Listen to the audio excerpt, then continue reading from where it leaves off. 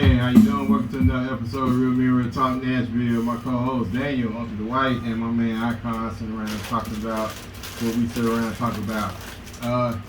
If you have any questions or anything you wanted to hit us up on, hey, hit us on our email or hit us up on Real Men Real Talk Nashville. This is part 2 of our discussion as far as politics and midterm elections and local and government. As Uncle Dwight was finishing up. Uncle Dwight. Now, what I'm getting at is, okay, presidential election, you took the Senate back. You just barely maintained the House. Now, when midterm rolls around, it's been traditional, whereas the party, the president that's in office, it goes reverse when it comes to the House and the Senate. Mm-hmm. And you're talking about, well, if the people get in and they don't do what you expect them to do, if you don't show enthusiasm during midterm and get out and get more people into office in your party, Mm-hmm. you've just taken another double back step to what you've achieved. Because there's no partisan shit that goes on in Congress anymore. If your party's in power, then you push the daggone legislation of your programs of your party. Mm-hmm. And right now, each party is subdivided. Mm-hmm. Okay, so how do we fix it? How we fix it?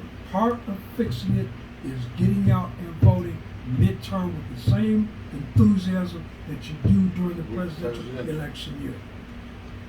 Because if you don't get out and the other party gets in power, you've already taken a step backwards.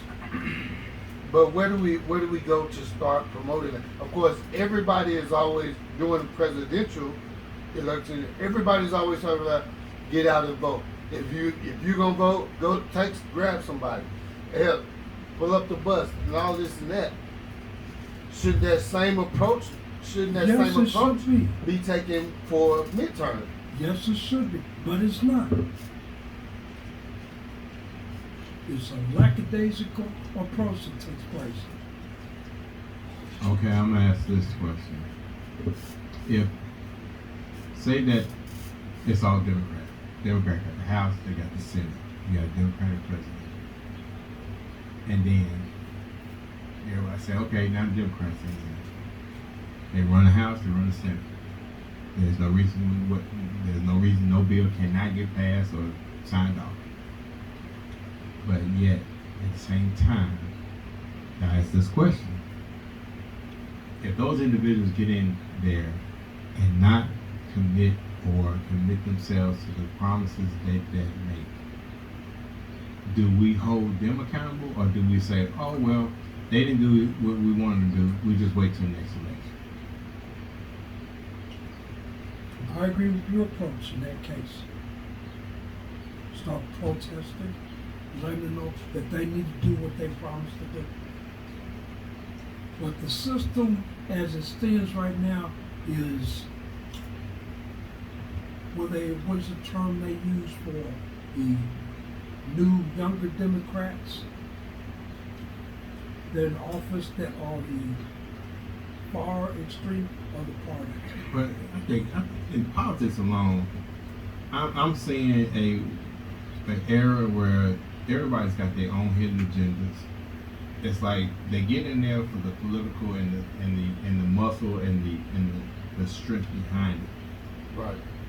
They're making connections. They're making that network where it works for them. That's why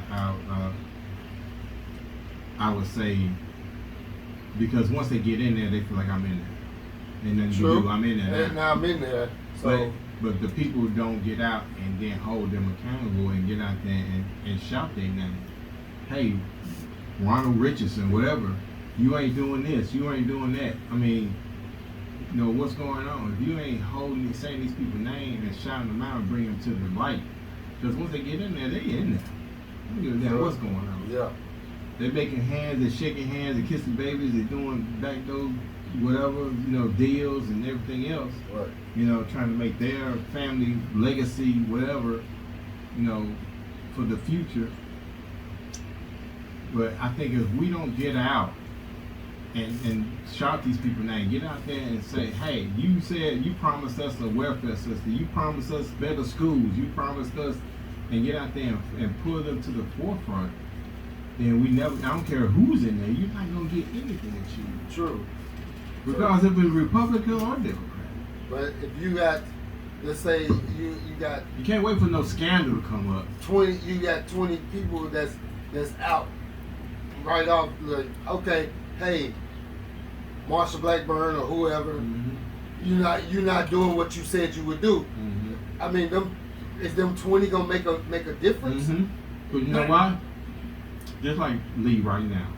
If Lee passed something that we as Tennesseans don't like, if we don't get out there and protest that against Lee, say, hey, we didn't ask for this, we don't want this, da-da-da, guess what? If there's 200 to 300 people out there, that's 200 to 300 constituents, that's 200 or 300 votes. Right. Because everybody wants to repeat, everybody wants to get voted back in. So that's Absolutely. something they cannot ignore.